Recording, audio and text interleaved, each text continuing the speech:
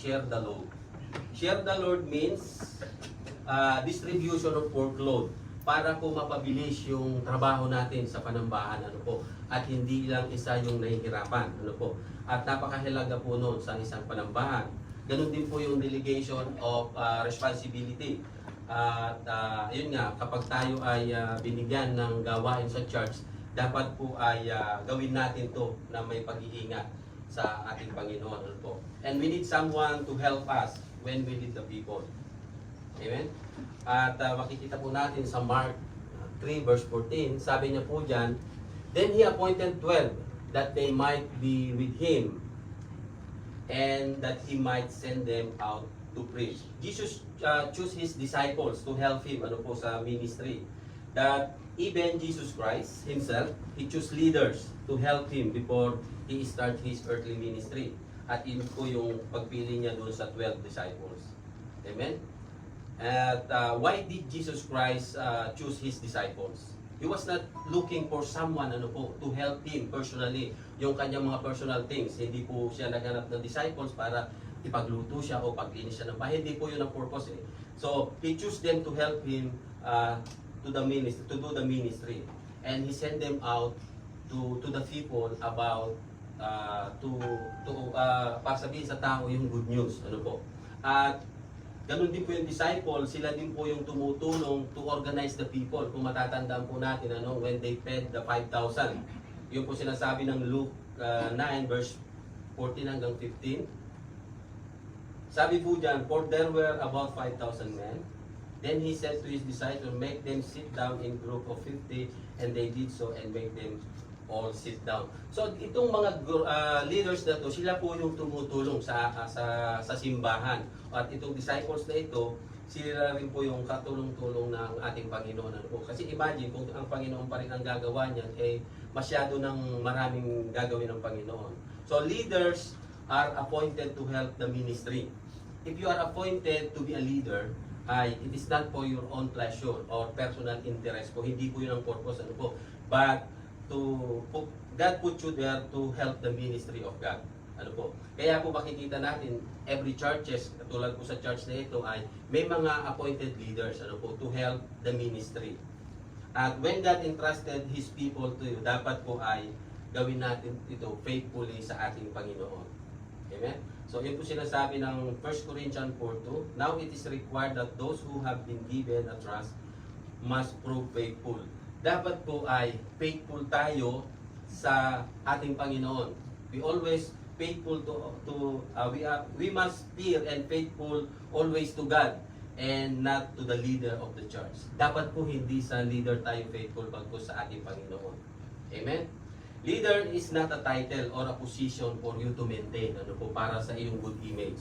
But it is our commitment to God and responsibility to the people of God that we need to fulfill for the Lord. Amen? So Matthew 20 verse 28, just as the Son of Man did not come to be served, but to serve, to give His life as a ransom for many. Leaders are meant to lead and to serve and not to be served. So dapat po ganun tayo, ano po, hindi po yung tayo tipong pasilbi, utos lang ng utos. Hindi po dapat ganun, ano. Jesus was the perfect example of a good leader because of His humility. Jesus tell His disciple that leaders should not exercise authority over people. Dapat po hindi tayo yung tipong commander na utos lang ng utos, but we need to lead by example. Dapat po tayo yung nangunguna sa mga gawain para tayo po ay maging huwaran sa mga kasama. Amen? And whoever wants to become a great must lower himself to be a servant. Dapat po meron tayong servant heart. Hindi yung ang taas-taas ng tingin natin sa sarili. We serve others if we lead them with pure heart and without pride. Dapat po ay hindi yung ang taas-taas ng pride natin. Dapat wala tayong pride kapag tayo po ay namumuno sa mga tao para makita nila yung kababaan nating loob. At dapat ay willing din po tayong ipakorek. We are willing to be corrected. But pag tayo po ay nakagawa ng mali, dapat ay nandun yung willingness natin na ipakorek tayo yung sarili natin at willing nating tanggapin yung ating pagkakamali. Amen? Dapat nandun yung humility natin, yung humbleness natin. So po, yan ang sinasabi po ng Psalm 147 verse 6. The Lord lift up the humble, He cast the wicked down to the ground. Amen? So, why leadership is important sa panambahan po?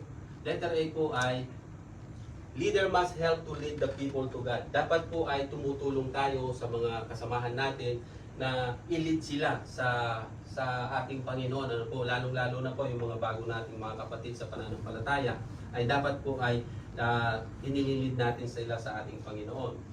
And next, leader have to achieve the vision of God for the church. Dapat po ay alam nating lahat kung ano ba ang vision ng Panginoon sa kanyang panambahan. Ano po, hindi lang yung tayo ay pumupunta rito, then pagkatapos uuwi tayo. So dapat po alam natin ang vision ng Panginoon po sa kanyang panambahan.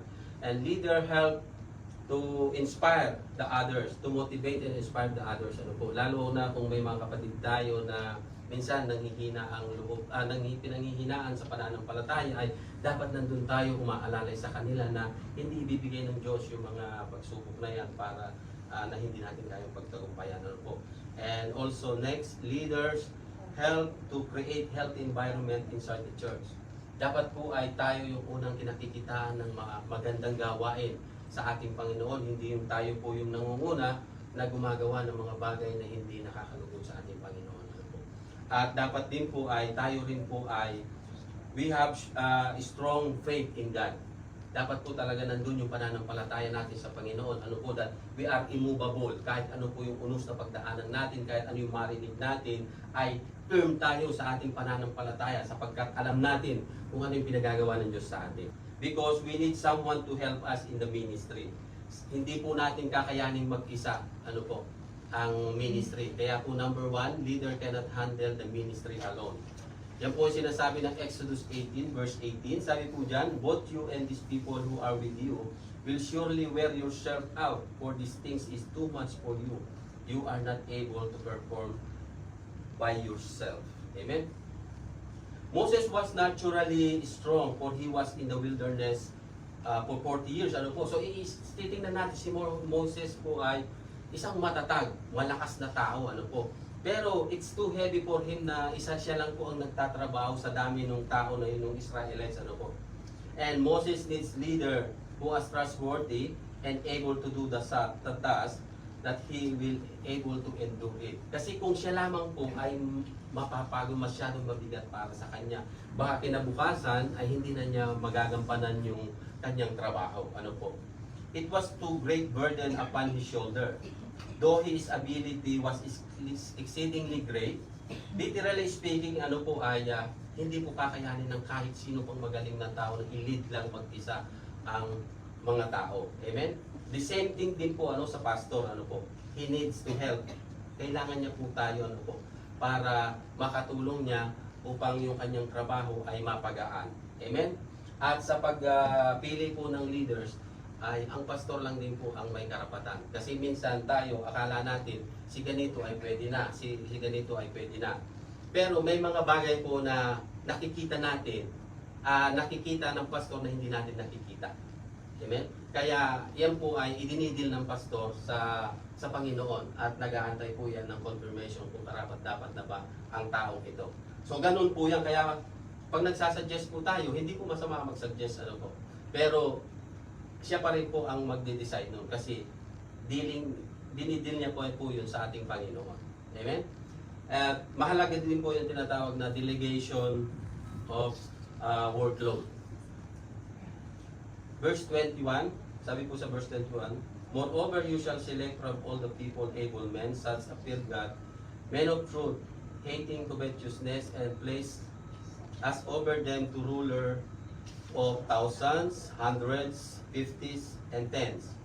We need to value the importance of sharing of responsibility sa bawat isa po sa atin. Kaya kung makikita natin din po sa isang panambahan ay may kanya-kanya tayong toka na gawain. Po. Kasi yun po yung tinatawag na share of delegation of workload para hindi lamang po isa yung nabibigatan. Po.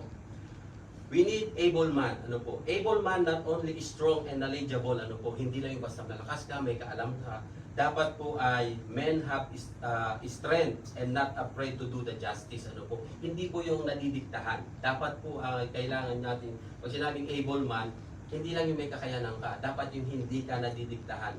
Ano po? Kung di nakatingin ka sa Panginoon. Kung ano yung pinagagawa ng Diyos, dapat iyon lang ang susundin mo, hindi yung sinasabi nito, hindi sinasabi no. Dapat firm ka. Ano po? And fear God, fear with God before their eyes, and all they do, that the type of people na kailangan po ni Moses, at yan din po ang kailangan ng panambahan. Ano po? Yung may takot sa Panginoon sa lahat ng kanilang ginagawa. Ano po? So, yun po ang kailangan. And it's not only good for us, ano, but it is also good to the people that we live. Amen? At next po yung collaboration. Collaboration, verse 26. So they judged the people at all times. The hard cases they brought to Moses, but they judged every small cases themselves. It teaches us a valuable lesson about the importance of collaboration. So, tayo po, pag po in-appoint tayo bilang isang leader sa panambahan, binibigyan po tayo ng authority to decide, ano po, doon sa mga less important things, ano po. Kasi hindi na kailangan pag-isipin pa ng pastor yun, yung mga maliliit na bagay. Yung ministry leader, kaya niya ng desisyon yun. But when it comes to the big decision, kailangan po ay huwag tayo magdidesisyon ng mga basta-basta kapag malaking desisyon na ang kailangan. Kailangan natin i-involve yung mga ministry leaders, at ganun din po yung lalong-lalo na yung pastor. So, yun po yung collaboration. Ano po? Collaboration with our ministry leaders will be useful to achieve the goal of the church. Ano po? At hindi lang po yun, it will build a good relationship to unite each other inside the church. So, hindi po, paiiwasan po natin yung sapawan at saka yung inggitan kapag may collaboration lahat tayo. So, ibig sabihin, kinuha natin yung idea ng ibang tao, at nagka-come out tayo sa isang decision sa ikabubuti ng church. Ang example po ng collaboration ay yung pong body of church. Ano po? Body of church is composed of different churches. Ano po? At meron silang layunin para sa ikabubuti ng panambahan. But kailangan po, from the beginning ay kailangan alam natin kung ano ang tatahakin ng body of Christ kapag tayo ay nakipag-collab, especially outside the church.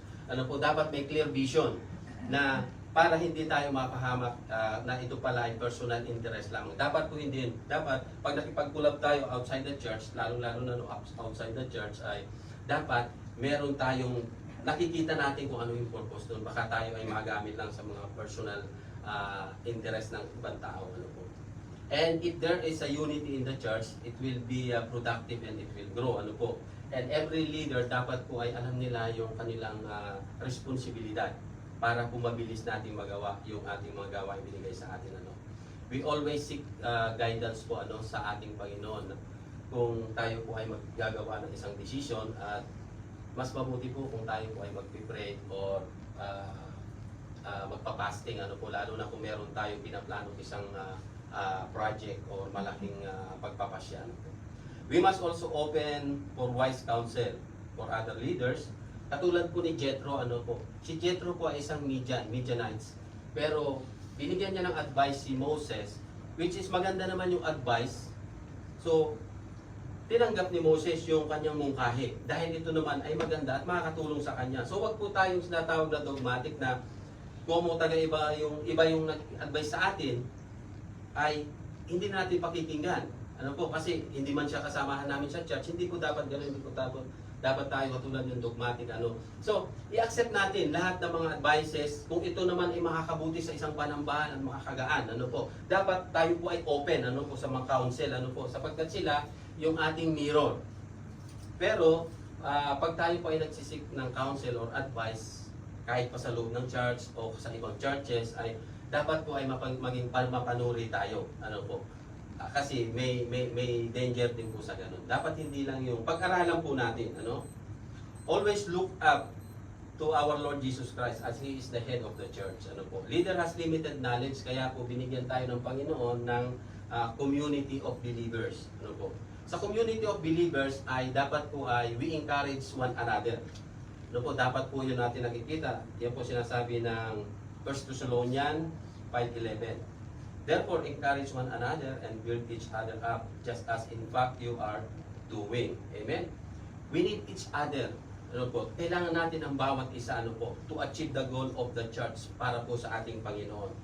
We need to be an encouragement sa ibang tao, especially when we are leaders. Our goal as we come together as family of Christ. In the community of Christ, we have no colors. Ano po?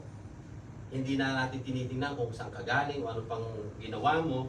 And whatever differences na meron tayo before, hindi na dapat yun nakaka-apekto sa bawat isa. Ano po? Because we are now live in one spirit, Spirit of God. Ano po? Wala nang, yun dapat po ang nasa community ng ating Panginoon. Ano po? And position must not be applied in the church. Hindi porke ako ganito, ganyan, ang tingin mo, ang taas mo na. Yung position po dapat hindi natin ina-apply sa isang panambahan ng Panginoon. Ano? There is no leaders, there is no member in the community of Christ. We are not exercise authority over the people, but we are all the same. Ano po? We are all children of God. Dapat po yun ang nakikita natin sa community of Christ. That must be the atmosphere. Dapat po yun ang atmosphere sa isang community of Christ. Ano? Because we are one family. Helping each other. Colossians 3:12. Therefore, as God chosen people, holy and dearly loved, clothe yourself with compassion, kindness, humility, gentleness, and patience. Ano po? Lagi po nating tandaan, lahat ng ginagawa natin is hindi para sa ating sarili, but everything we do is we do it for the Lord. Amen? At dapat po ay we must have compassionate heart. Ano po? Compassionate heart to everyone without prejudice. Kapag tayo po ay tumulong, tumingin sa tao, dapat po wala tayong titingnan. Amen? Katulad ng ginawa ng ating Panginoon sa atin, wala siyang tiningnan sa atin. Amen? At dapat po ay meron tayong kind heart. Kind heart that willing to give our time, effort, ano po, sa mga tao, especially doon sa people of God. Amen? At dapat meron po tayong caring heart. Inside the community, dapat po nararamdaman yung caring ng bawat isa. Amen? At dapat po ay nandun din yung humble heart natin, mapagpakumbaba tayo. Palagi, ano po. Dapat po yan ay nakikita sa bawat isa. Amen? Sabi po ng Philippians 2 verse 4, not looking to your own interest, but it's of you, to the interest of others. Dapat po ay hindi tayo makasarili, hindi yung sarili lang natin ang ating iniisip. Ano po, kapag tayo po ay nasa community ng ating Panginoon. Next. Carry each other burden towards God.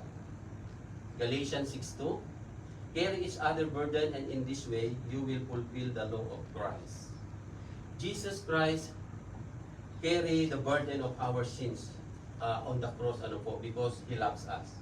And we bear each other burden, how we show the love of Christ sa ating pong mga kapatid, ano. At the good thing po kapag tayo ay nasa community of Christ ay hindi po tayo nag-iisa. Nandyan yung mga kapatid natin na dadamay sa atin, and especially po ay nandyan po ang ating Panginoon, hindi po tayo iiwanan as He promised that He will never leave us. Amen? And God will connect us sa ating pong ibang mga kapatid. Kaya nga, di ba, pag may nakikita tayo sa labas na siya ay believers din, parang nandun agad yung connection natin sa isa't isa, ano? Kasi nandun yung Spirit of God sa bawat isa. Amen? So, yun po yung dapat na nasa community ng ating Panginoon. The same thing with Moses po, ano? Moses carried the burden of the Israelites because he cares for God's people, but it is too heavy for him. The same with the church po, ano? The pastor carry the burden of the church. Lahat po ng ano man ang mga kaganapan sa simbahan ay yun po ay dala-dala ng pastor, ano po. And it's too heavy for him. Kailangan niya po ang bawat isa sa atin, ano po. Lalo na kung may mga tupa na medyo makulit, tumatalon sa bakod at ayaw kumain. So dapat hindi po tayo pasaway din minsan, ano. At then we need each other, ano po, to bind a perfect unity as a family of Christ. Amen? Number 2 po, represent the people to God. Exodus 18 verse 19. Listen now to my voice, I will give you counsel, and God will be with you. For us to help the church, to connect to the people, and to be productive. Letter A po, role model. Dapat po ay maging role model tayo sa panambahan. Ano po? And Jesus Christ is the perfect example as a role model. And as we are follower of Christ, dapat po ay nai-imitate natin ang ating Panginoon. And being a role model, dapat po ay it is start po sa ating mga sarili. Amen? As we represent Christ to the people, and to inspire them to come to Christ. Kasi kung wala pong nakikitang kabutihan sa ating mga sarili, sa tingin po natin, ma-inspire ba yung mga unbeliever na madala natin sa Panginoon? Pero hindi, malamang hindi, ano? Pero kung nakikita naman nila na nakikita nila ang Panginoon sa ating buhay, so may inspire sila dahil may Kristo tayo sa ating buhay, ano po? We demonstrate to them the Christ, that Christ is living in us through our good behavior, our character, and our good conduct towards the community. Next, dapat po ay meron tayong compassionate sa ibang tao, ano po? We must empathy, not only sympathy, ano po, sa ibang tao, to others people suffering and willing to listen to their emotion, ano po. Dapat po ay hindi lang tayo nag-care sa kanila, dapat may kasamang action para maramdaman nila, ano po. Share with them grief and let them feel that you are there with them. Lalo-lalo na po kapag bigat na yung ating mga kapatid ay dapat nandun, nararamdaman nila na meron silang karamay. Ano po?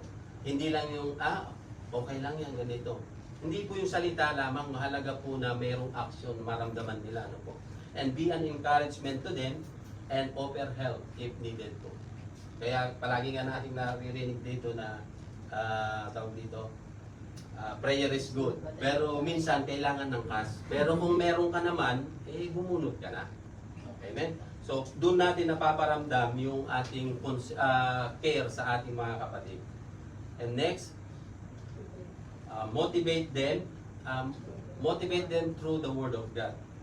Motivate the people by sharing to them the goodness ng ating Panginoon po. That we are all the same in the sight of God. Minsan kasi may mga tao na ang tingin nila, they are not deserved. Kasi napaka-rumi ko na, dami kong ginawang ganito, ano po. Dapat ipaunawa natin sa kanila na tayo ay pare-parehas lang sa mata ng Panginoon, ano po. Like Jesus did, ano po, He dined with the sinners to motivate them to come closer to God. Nakikain pa nga Panginoon sa mga sinners, ano, para to motivate them, ano, na hindi sila naiiba, na sila ay hindi sila outcast, ano po, and offer salvation and hope to the sinners to heal those broken in spirit, ano po. Dapat maipaunawa natin through the Word of God sa mga taong iyon, ano po, na sila ay mahalaga din sa ating Panginoon. 1 Timothy 4 verse 12, sabi po dyan, do not let anyone look down on you because you are young, but set an example for the believer in speech, in conduct, in love, in faith, and in purity. Dapat po ay lagi tayong maging huwaran sa mga tao, ano po. Let always set ourselves as examples para sa iba, ano po. And number 3, teach them to depend on God and not to the leaders. Exodus 18 verse 20, and you shall teach them the statutes and the laws, and show them the way in which they must walk and the work they must do. Minsan po may mga tao na they are willing, nandun yung willingness, pero minsan hindi nila alam eh. Hindi, akala nila alam tama yung ginagawa nila, pero hindi eh. May mali. Kaya po nandun tayo, ano po, para i-guide sila, turuan sila. Letter A, teach them the importance of Word of God. Amen? Verse 20, and you shall teach them the statutes and the law. When we introduce, ano po sa tao, when we introduce God to the people, we always use the Word of God, not based on ourselves and not based on our accomplishment. Hindi po dapat yung ating yung ating sarili ang ini-example natin na dahil sa ganito, ganyan, ako ay naging ganito. Hindi po. Dapat Word of God ang gamitin natin, ano po, when we introduce God sa mga tao, hindi yung ating sarili, ano po. We encourage them to learn more about God through studying the Word of God. For them to know more about God, ano po, and to depend on Him and not to the leaders. Kasi there are some cases na ang mga tao, nagdidepende na lang sila sa pinuno ng church o sa pastor. Takot na sila doon sa pag may normal na gawain sa church, hindi sila attend. Pero pag sinabi ng pastor, kailangan kayo umattend, so a-attend sila kasi sila ay takot na sa pastor. Hindi po dapat ganun, ano po. We need to avoid that practice. Leader must have the responsibility to lead the flocks, ano po, to the right path towards God. Yun po ang ating, may pananagutan po tayo. Next, help the people to see where we are headed and how to get there. Verse 20, show them the way in which they must walk and the work they must do. Minsan, ang mga tao, nandun yung willingness nila, pero hindi nila alam ang gagawin nila. Ano po, kaya kailangan ay ma-educate. Kaya mahalaga po yung pag-aaral, ano po. At nandun tayo para tulungan o i-guide yung mga kasama natin, mga kapatid natin na bago pa sa ating Panginoon. Fellowship with fellow believers, elders, and leaders of the church help us to understand our faith.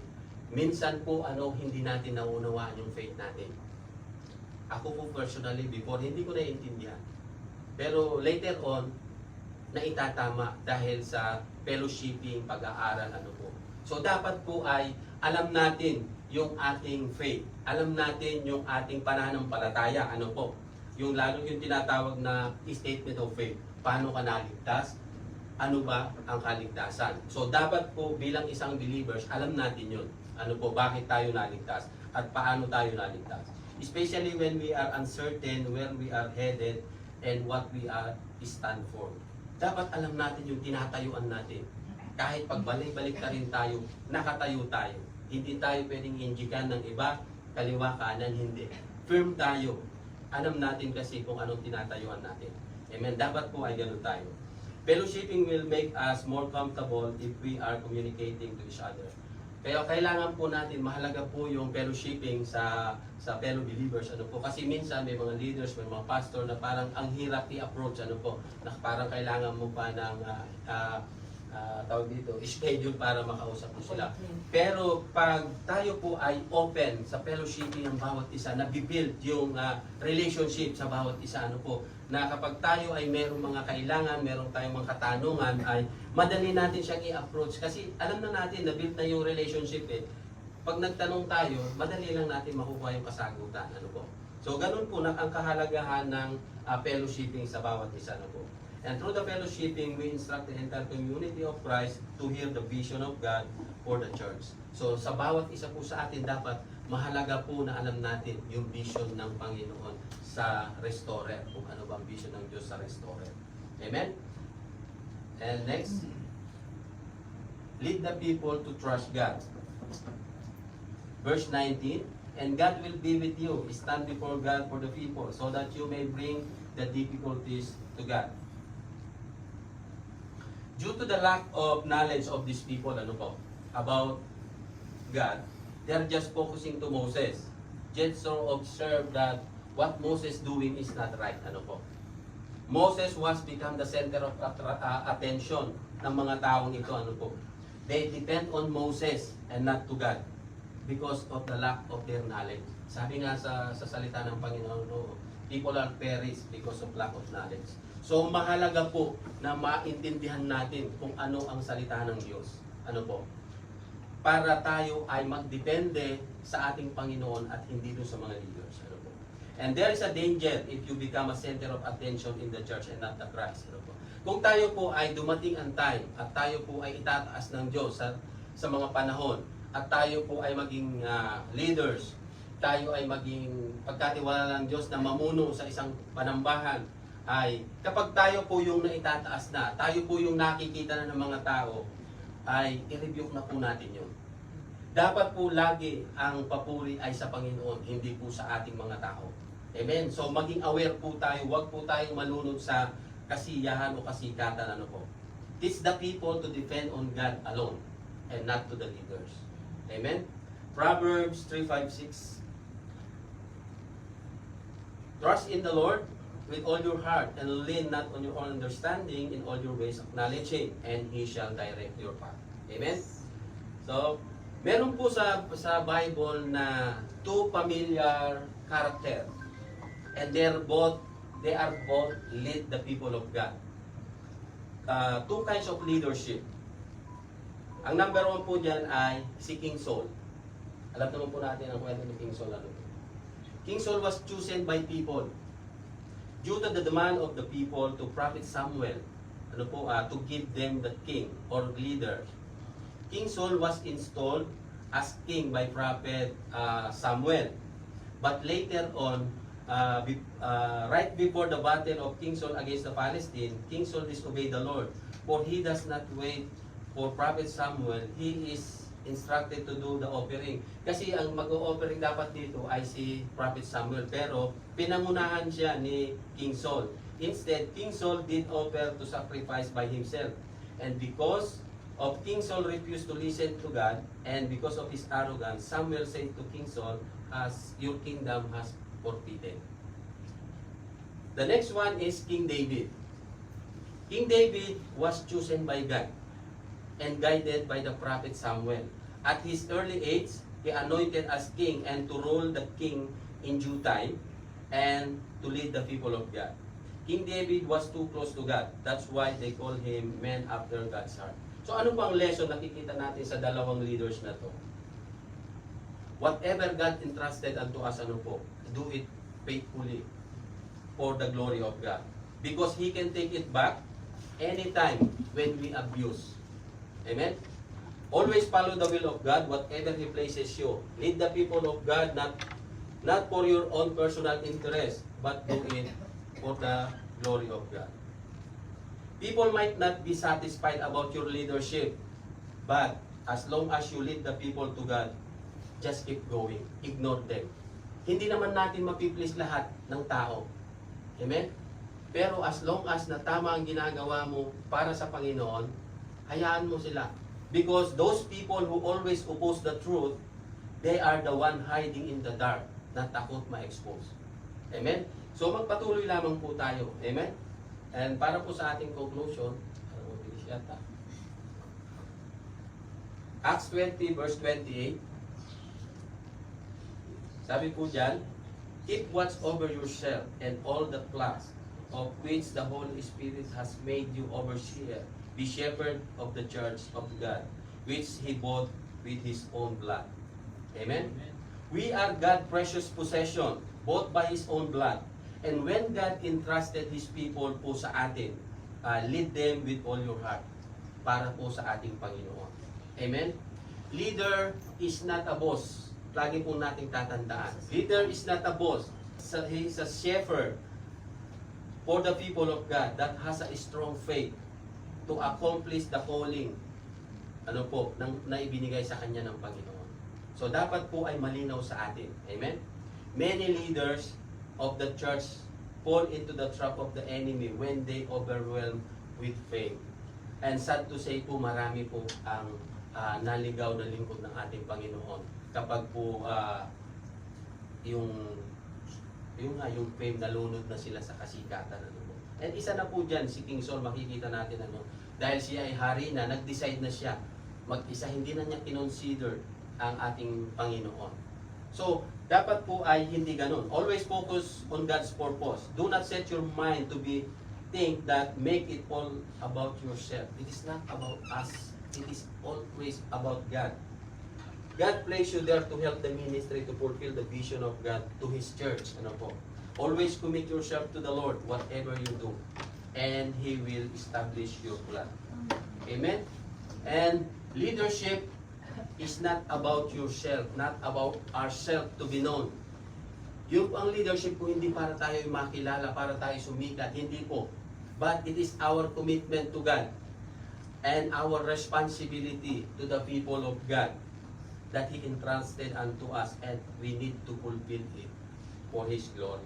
Amen? So, ang leadership po ay leadership meant to lead and to serve the people and not to be served.